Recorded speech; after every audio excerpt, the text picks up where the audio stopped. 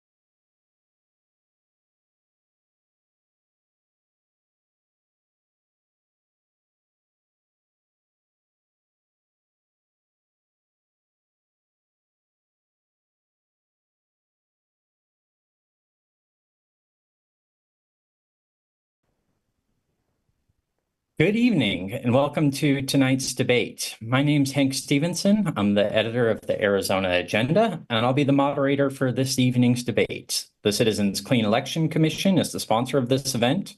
As the state's voter education agency, Clean Elections is the official sponsor of Arizona debates, so voters have the opportunity to hear directly from the candidate, ask questions on the issues that matter most to them, and vote informed.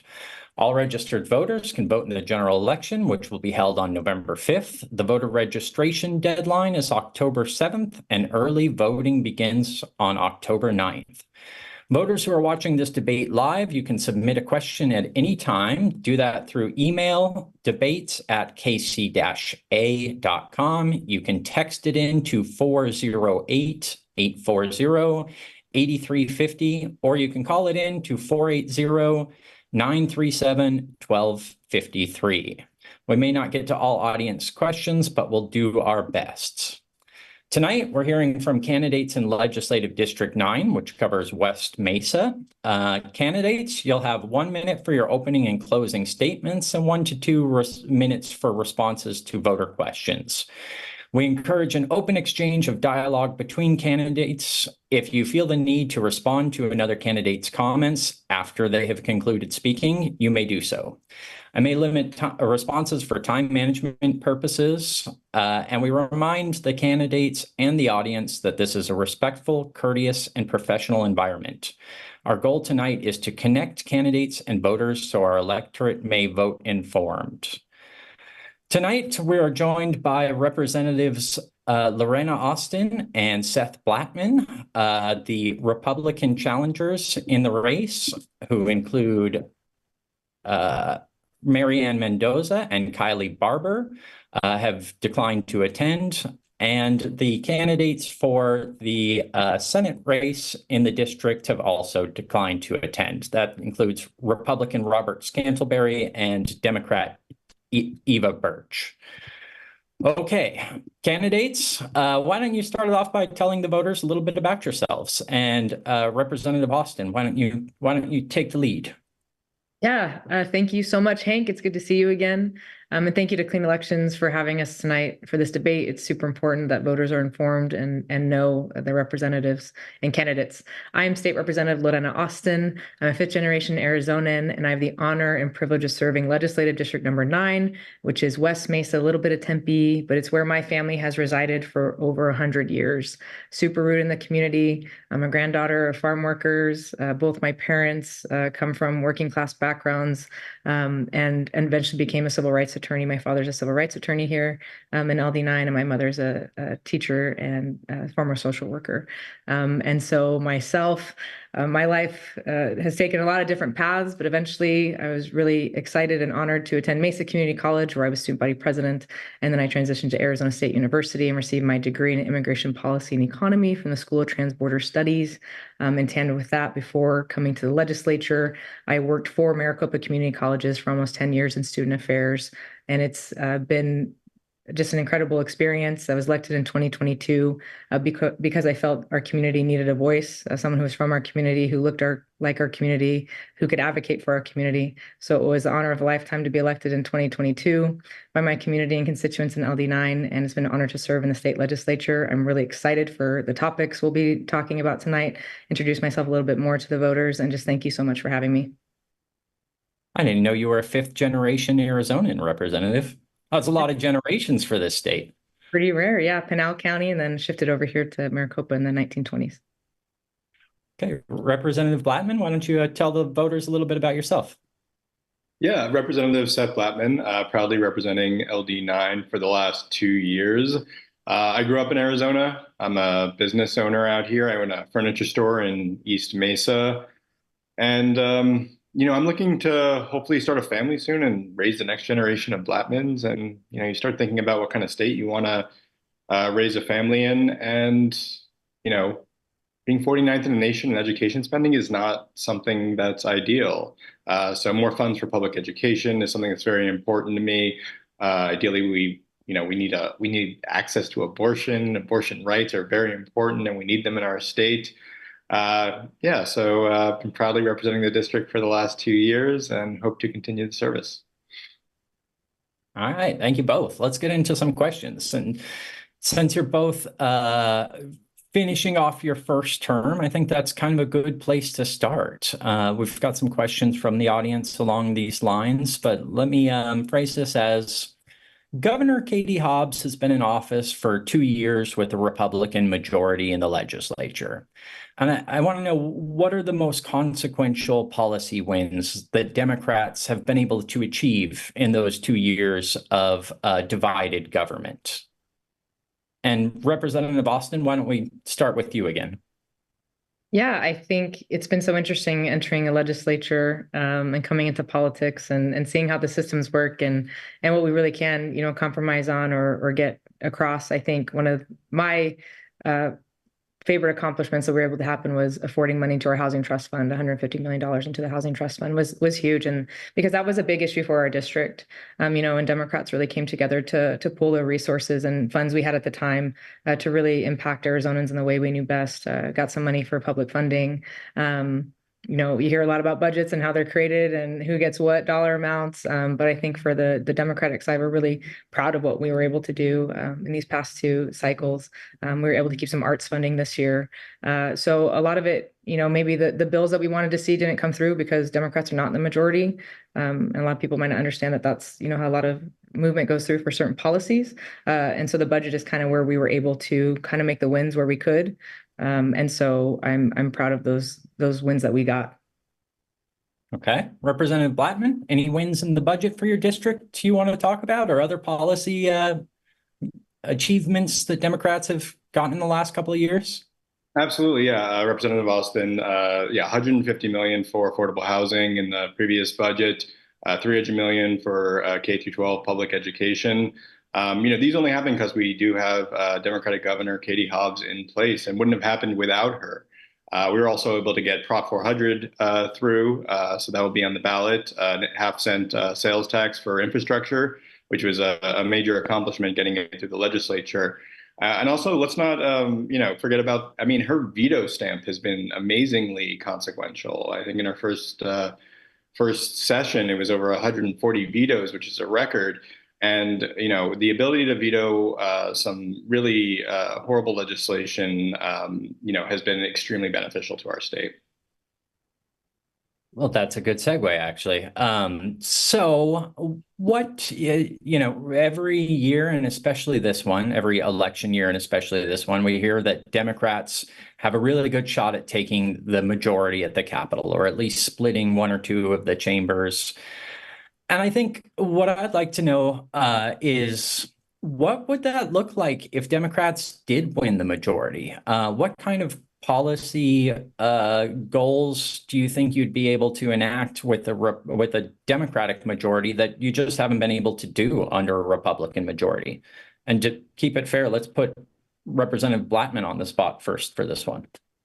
Yeah, I mean, that's a great question. So public education is a top priority for Democrats. I mentioned in my opening, 49th in the nation. Being bottom five in anything is embarrassing, let alone how much we're investing in our children's future.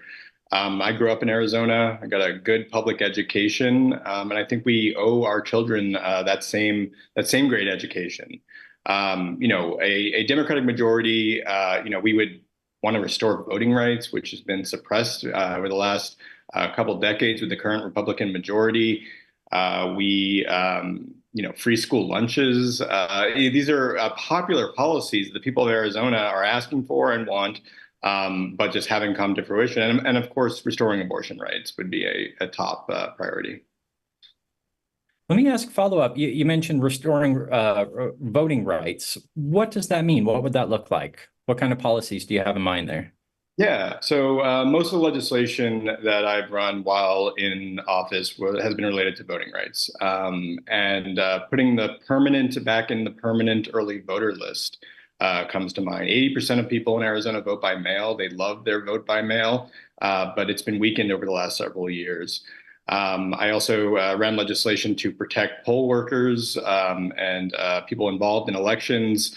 I also ran legislation that would help secure, our elections even further, cyber and physical security. So voting is something that's sacred to our democracy, and making sure it's as strong as possible is important.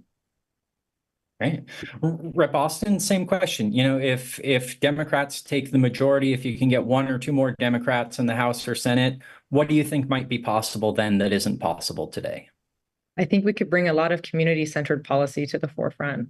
For example, I think, housing affordability is a major issue and crisis that we're facing in the state. Democrats propose something like a rental cap to help our renters be able to stay in their housing that they have. Doesn't mean that, landlords couldn't raise rents, but there's a cap, right? You can't raise it 40%. Attorney General Chris Mays right now is, finding out about landlords who've taken this opportunity to exploit renters. It's a big problem that we're facing. Also, water's policy, I think comprehensive water policy that is really looking at sustainable solutions. If we can't get a grasp on our water policy, then we can't live in this state, right? None of these issues that are so important to us, they might fall by the wayside if we can't afford to live here with water. Also, personally, on a personal note, submitted a bill to establish a state IRA program, a retirement, account program for people who don't have access maybe to pension plans. Myself, I was, a food service worker for much of my early adult life. I never had an opportunity. I didn't have a tax person. I didn't have a way to save for retirement. And we're seeing, people on fixed incomes daily being pushed out of housing or not having the resources that they need or the medical care that they need because they don't have the funds. So I think we're really looking forward to bringing community-centered policy forward with a Democratic majority. Cool. I want to ask a little bit about ESAs. We always get a lot of questions about school vouchers, empowerment, scholarship accounts, whatever you want to call them. And I think this one is pretty on point. What are Democratic plans to alleviate the mess of unlimited school vouchers that the program has on the state budget in the event that you are able to flip one or both of the chambers? I think what the voter is asking essentially is, what would Democrats do if they were in the majority when it comes to empowerment scholarship accounts? And if you say roll that back, I would like to know to where exactly. Sure. I think what's good to know is that we had ESAs availability here in the state before, right? And they were for the students that needed these resources, right? Students that maybe needed one-on-one care or attention.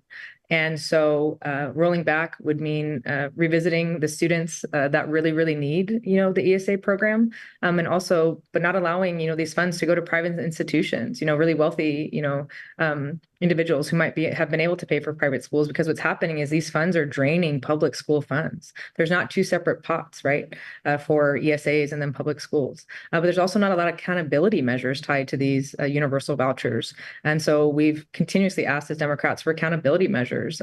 Teachers don't have to be accredited. The curriculum does not have to adhere to state standards in some cases. And then also too, we've seen frivolous purchases like an espresso machine or paying for club sports. There's just so many things, and these opportunities aren't offered to our public school, children. Lori Roberts came out with a column, yesterday or the day before, and we are ranked in some cases 50th in the nation in public school funding. And now it's even exacerbated by a universal voucher program. So I think a lot of education needs to happen around this program and really understand the intended purpose for it initially, and then how it's really spiraled out of control. So I think I heard like means testing in that explanation. Is that what you're talking about, instead of universal, like drawing a line at universal for people under X amount for household income? Sure, yeah. Is that where you want to land with this? Or, the program started for children with disabilities, expanded to several other groups, eventually included children in failing schools or DNF schools. So I just want to zero in on that. Where do you think the line should be appropriately drawn? Is it a money thing? Is it a disability or disadvantage thing where they should be available? I think it should not come at the detriment of the public schools in general, right? So I think, if we could have also more information about some of these programs and where the money is really going. I know the current Secretary of Education hasn't been so forthcoming, with the governor's office and other entities about where is this money really going. And so that's something else we've asked for as well. So if we can have more data, we can make a better solution to what is going on. But we also don't have those things as well. Some that we do know is that some of these funds are are going to, wealthier individuals or families who are paying for, private schools that, other people in public school systems don't have the opportunity to attend. And so I think it just needs to be a better balanced system, a fair system. And we also need more information about it to find a solution to it. Fair enough. How about you, Representative Blattman? Yeah, to start, we had a $1.5 billion deficit this last year. And, as a result, the majority was looking to cut services. At the same time, we had spent nearly $500 million on vouchers. This program was estimated to cost $40 million. It is a runaway spending program and is completely fiscally irresponsible to continue down this road. At a minimum, this program needs transparency, oversight, accountability. I mean, fingerprint clearance cards for teachers of these schools is a very basic thing. It's protecting our children. And we need to make sure these things are in place. To Rep. Austin's point, a lot of this money is, one, being wasted on frivolous ski passes and snowball as another example, but also going to people that already had their kids in private school. They were paying that money out of their own pocket for years and years and years, and are now just taking this, money, taxpayer money, and for money that they already were spending.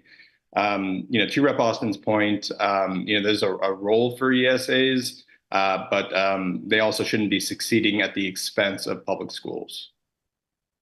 Okay. Moving on to another voter question. I like these. We get a lot kind of along these lines of how do you plan to lower the temperature of the us versus them mentality at the Capitol? And Rep. Blattman, why don't you start this one off? Yeah, so it's a great question.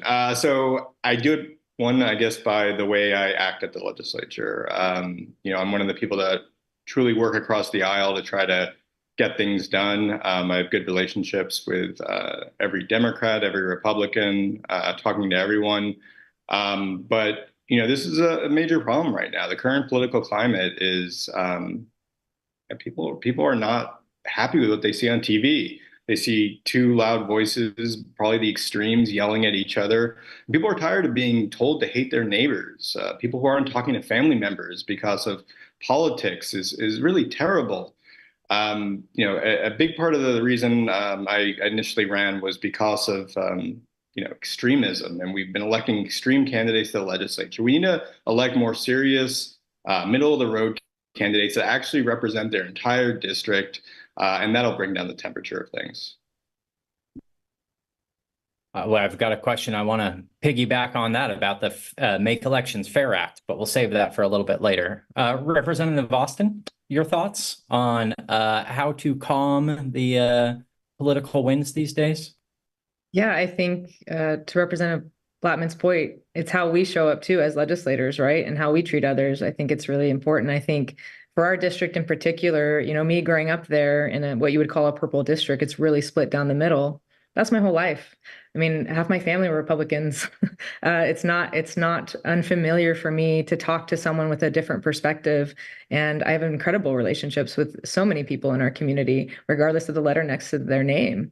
At the Capitol, I talk to everyone. I've never refused a meeting with somebody, no matter who it was. If they had a different, perspective, or I already knew we might not agree on the issue they're bringing to me, I've never refused a meeting with somebody. And so I think it's up to us to really have that, kind of integrity wherever we go. Even knocking doors, we knock on everyone's door that we can. So I think it is up to us to continue to show up in a way that is respectful, that is collaborative, people who listen to one another, get things done. So we're looking forward to continuing that as we always have. Have either of you made any Republican allies at the legislature, especially people you didn't expect to work with? I think both of us have. Yeah, I mean, names here. I don't want to get anyone in trouble. Republican lawmaker. Let's see. Justin Wilmot's a great lawmaker. He's very friendly, cordial. He'll hear a Democratic bill. If it's good on its merits, he's about good policy, and he works across the aisle, which I appreciate. Ken Bennett, I'll throw in also, but he'll There be you go. back. Yeah, I think I'm definitely in some of my committees. We sit on these committees now where we, interact with Republicans, and I've been, I think, fortunate to have some, decent committee chairs who are willing to call upon you, right, and listen and provide ample time to each other, and that's been nice. And I think there are some people who might not want to speak to you, but I think too, especially into our second year of our first term. It became, I think, more amenable for people to go across because also too, I think in our term, it was the first time that legislators weren't mixed on the floor between Republicans and Democrats. They actually had split us down the aisle, Republicans on one side, Democrats on the other. And since we don't know anything different, I think it was, I think, harder to kind of cross the physical aisle sometimes to make these relationships. So I think, we've done, I think, both equally well in that aspect. Any names you want to name as far as committee chairs you really like or dislike? The only chairs I've had were Wilmoth and Rep Wilmoth and Rep Livingston. So I'm on Appropriations and Commerce. And yeah, that's my only experience so far. And then I want to pivot to that. We were talking a little bit beforehand, and I mentioned that I wouldn't be asking about who won the 2020 or 2022 elections, because I think we will be able to easily guess your answer on that. But I do want to ask along those same lines, should there be consequences for political leaders, Republican political leaders at the Capitol who promote unfounded claims of election fraud? And if so, what should those consequences be? Rep. Blattman, you open your mouth briefly, you're up. Consequences is tough. I believe in freedom of speech firmly. The idea of facing consequences, I don't think is, in keeping with the spirit of our Constitution. But it's about responsibility. We have a responsibility to our voters and to our constituents to tell the truth, first of all, and to be honest about how our elections are run, which is fair and free. There are always improvements we can make, but the winners are the winners and the losers are the losers. And losing an election doesn't, put you in a position where you should all of a sudden yell fraud. I think we have a responsibility to be honest with our electorate. And beyond that, this is a dangerous lie that my whole life didn't exist. We all had a fundamental belief that we knew our elections were fair. No one ever questioned it until 2016. But now it's become a thing, and I really hope it goes back to the old way. Rep. Austin, thoughts? Yeah, I think I agree a lot with what Rep. Blattman said. And I think it's, I wish I saw more accountability within, the Republican Party between, extremist ideologies. And I think it's our responsibility as elected officials to provide transparency and truth and be honest and not, really cater to conspiracy theories and look at the actual data in front of us and the numbers, And so I just wish there was more accountability within, I think, that party because we've really seen just detrimental effects. We've seen, this type of unchecked, rhetoric really influence our everyday lives, as Blattman mentioned earlier, and our families, at the dinner table. It's just really out of control. And so I just wish we saw more of that. I think, as I know that I try to hold myself to a higher standard and be accountable to the people that I serve. I know Rep. Blattman does as well. And I wish we saw more of that. And I have a couple of questions here from voters, but specifically about election stuff. But I want to kind of, before we get into these two, ask you both, how do you deal with constituents who do not agree with you on a fundamental issue that is, the election was stolen? And a person who believes that, if you truly believe that, that is a huge crime against this country, against democracy itself. People have very strongly held beliefs about how the election was conducted. How do you deal with them? Yeah, first of all, they are a constituent of mine. So, of course, meeting with them, talking with them is important. It's important I understand what the people I represent believe in, care about. So I take their concerns very seriously, whether it's on any issue. And there are conversations, especially a big part of our job is to stay in touch. So we go door to door talking to voters, trying to understand what's important to them. And there are tough conversations sometimes. And elections was one of them a couple months ago. The gentleman was a skeptic. And, we had a conversation. I talked about wanting to further secure our elections. Also pointed out that there's sort of a problem with wanting, results on the same day of the election, but also not allowing votes to be counted early.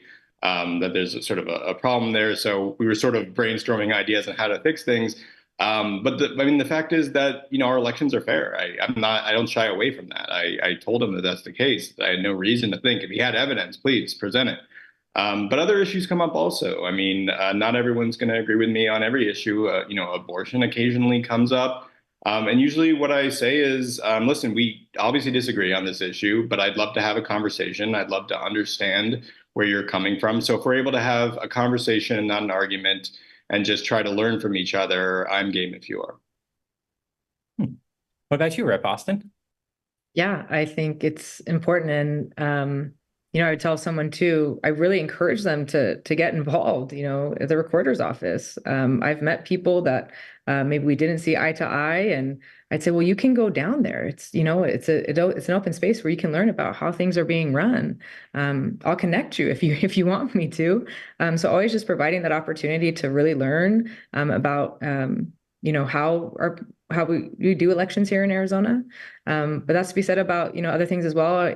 What popped into my brain was Rep. Botman and I actually called someone. We had called our office and we called them together. It was about a different issue, but they were so surprised that we called them back.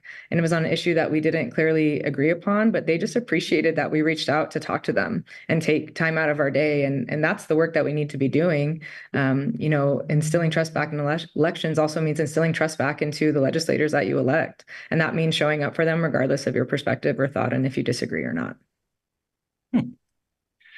Okay, I want to get in. There's two voter questions here. One's not really a question, but I think I get where it's going. One is, shouldn't you be a U.S. citizen in order to vote for either state or federal offices? And the other one is, I'm concerned about all the mail-in ballots and how the mail-in ballots are apparently such a potential for corruption. So I wanted to give you both an opportunity to just respond to these voters and try to answer those questions, statements with your point of view on this. Rep. Austin, you can start us off this one. Yeah, well, first and foremost, you do have to be a citizen to vote in our elections, and that has not changed. But I think I even get that question a lot when I write about this federal only voter issue, the recent data error that led to us finding a bunch of potentially non-citizens on the voting rolls. So yes, you absolutely do have to be a citizen, but I guess what maybe the question I should ask is, I don't know how to phrase this, but I guess what I really want to get at is, can you explain why we're in this situation where so many people believe that we don't in Arizona require people to prove citizenship before voting? Yeah, it's elevated by mass misinformation among many platforms. But what I would say is, I have utmost trust in our Secretary of State and the processes that we have here at the state level and even at the county level. Our current county recorders are Republican, and I think they've done an incredible job at keeping our elections fair and safe. Again, I think I would really ask the person that's proposing this question, like, have you been to, our county elections departments? Have you been in contact with our Secretary of State? If not, reach out. I would love to connect you all to them. But there is a lot of misinformation that's been happening. And actually looking at the numbers, though, of how often this instance actually happens is very, very, very small. And so I think it's just a matter of really having that conversation with people. We hear a lot. I mean, I see so many different things on different platforms and media, and I myself have to say, wait, okay, I need to stop and really recognize I need to find the answer to this information that I've just been given. So it's even upon myself to see things that might sound true, but I don't know if they are. And so I really take that upon myself to do that research. But I have utmost faith in our current, Secretary of State and our county recorder. Okay. Rep. Blattman? Yes, so you have to be a citizen to vote in the election. And I think there's always going to be an excuse for putting hurdles in the way of getting people to vote. It just so happens a lot of these times, the people that end up being disenfranchised end up being from marginalized communities. Mail-in voting is secure. The mailboxes are drop boxes, mailboxes. These are secure. It is against the law to touch one. Our counts are accurate. It is against the law to vote illegally. You will go to jail if you vote illegally. And that's how society works. When something's illegal, people don't do it. If they do it, they go to jail. You can't put in a law trying to prevent someone from doing everything, but there are consequences if you break the law. Okay. Let's move off of elections. We've spent enough time there today. I want to ask a little bit about high quality teachers and how frequently they are leaving the profession, especially here in Arizona. What can we do as a state to keep teachers in the classroom? And then also, what about attracting the next generation of teachers? And Rep. Austin, I know that you are just champing at the bit to go first on this one. Why don't you tell us a little bit about what you've done? We should pay our teachers more, but not just our teachers, our staff, everyone who works, within our schools. I'm super proud. I'm proud of this entire slate. Senator Birch and Rep. Blattman and I were endorsed by the Teachers Association. And teachers and educators are a big part of our community. Mesa Public Schools, where we represent, is the largest unified school district in the state. And we have incredible public schools here, but we need to keep and retain our incredible teachers and staff. And so we hear a lot about, raises, but also understanding that we want raises for our teachers and our staff, because without one or the other, they complement each other, and that's how our students get the best education possible. So we have to invest in our public education. We should not be ranked 49th and 50th in the country. That should never happen. We used to invest in education many decades ago. And if someone says, well, how much is it? How much should it cost? And my answer is always, when we're number one in the country, because our children deserve that kind of education. What about you, Rep. Blattman? Is simply more money going to keep our teachers in the classroom? Like, is that the solution that we're just avoiding? Money doesn't solve everything, but it does help a lot. We lose 50% of our teachers in the first 4 to 5 years. Surrounding states all pay more. Like, I understand why you wouldn't move next door and make a lot more money. And showing teachers the respect they deserve. We put so much on them over the years. In addition to low pay, increased classroom sizes, the highest counselor to student ratio in the country, crumbling infrastructure. I know a teacher that the ceiling fell down on top of her while she was teaching. Showing respect, paying them adequately that actually reflects the respect we should be showing them. We could be doing a lot more, and I believe teachers would stay here if we treated them right. Okay. I want to ask a little bit about homelessness and so what strategies would you propose to reducing homelessness across Arizona and also increasing support for homeless families? Rep. Blattman? Just kind of call on you. Putting more money to affordable housing is absolutely something myself, other Democrats care about. We had record investments in the Affordable Housing Trust Fund. There's $150 million plus $60 million for immediate relief over the summer. There was another large amount added and negotiated into the budget this last year. But these are things that the Republican majority do not invest in, and that a Democratic majority would. It's a basic difference between the two, but helping homeless population, helping people that want, a better life and helping them have a second chance in life or having a better direction in life. This is something we should invest in, and the 50 years of Republican majority control has prevented that. Rep. Austin?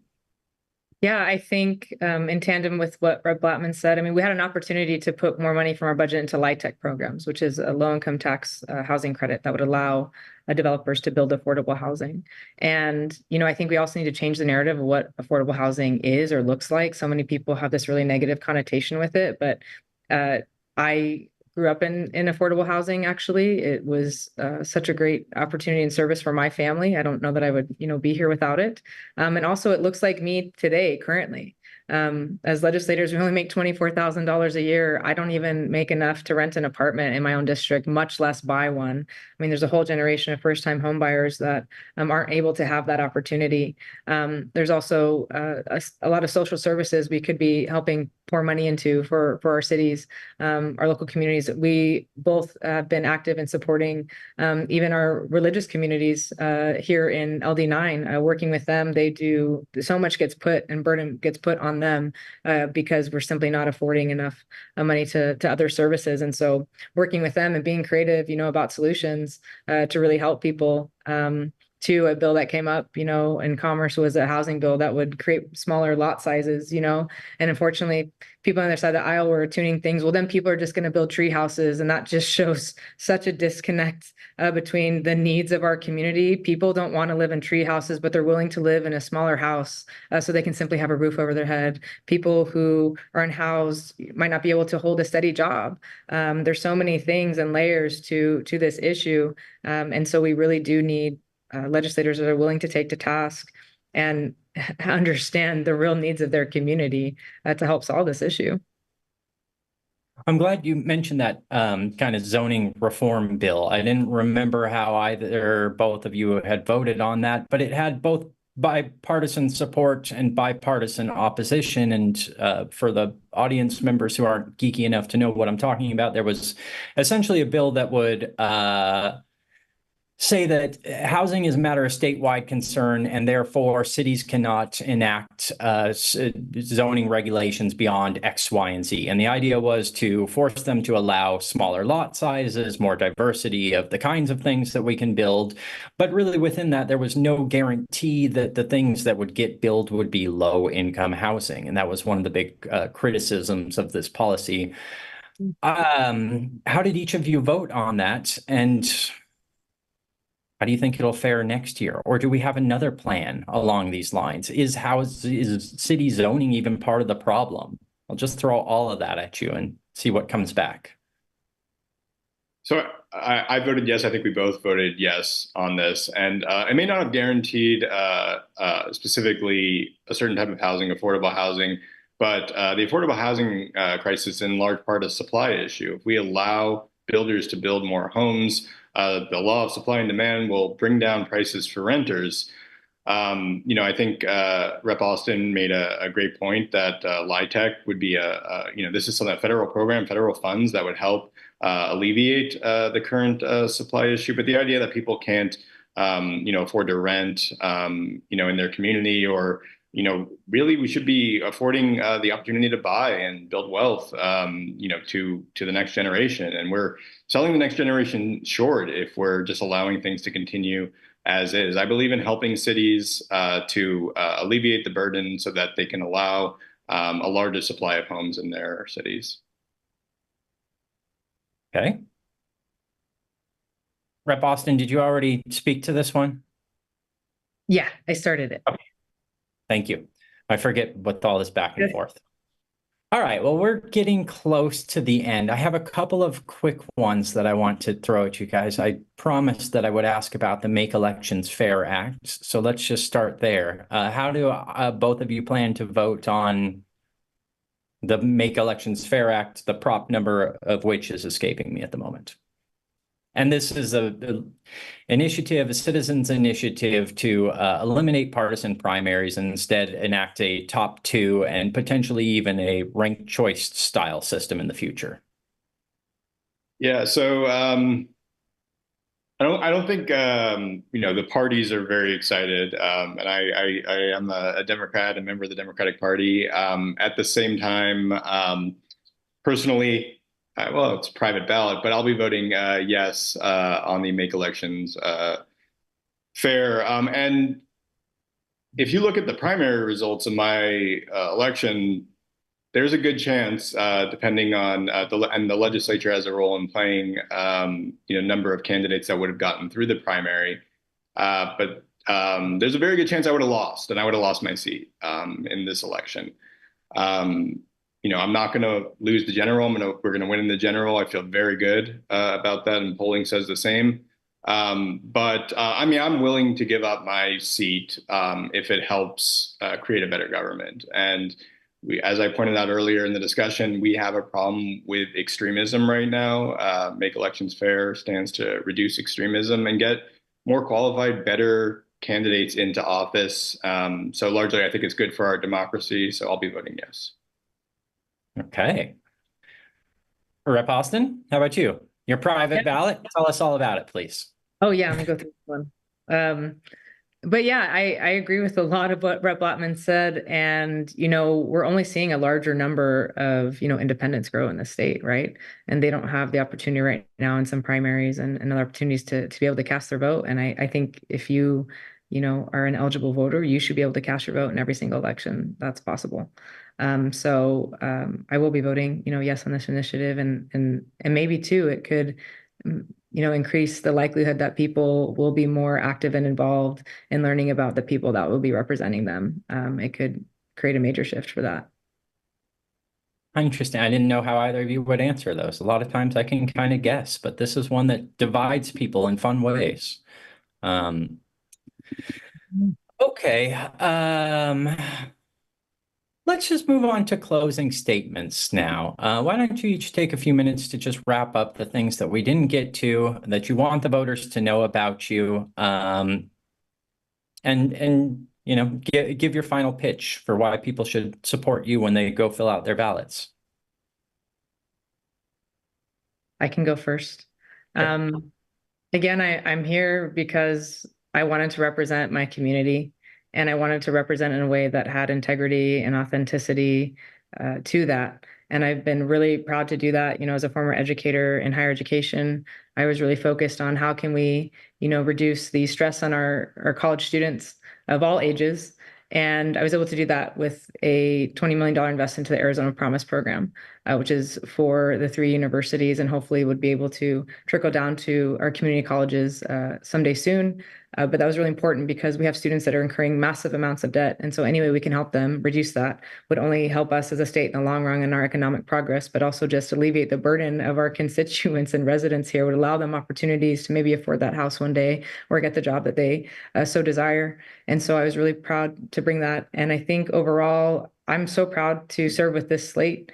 I'm proud that, we have myself as a former educator, community member, advocate.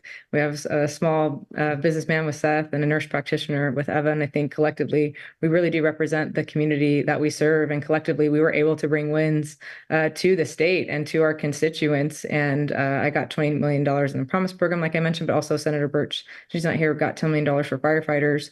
And so we've done what we said we're going to do. And so when people ask, what have you all done? We have brought some wins, and we continue to do that. I mean, if we did that as freshmen in a minority, imagine what we can do in majority. And then I'll just leave this, I knocked on someone's door the other day. It was an 82-year-old woman who was a Republican.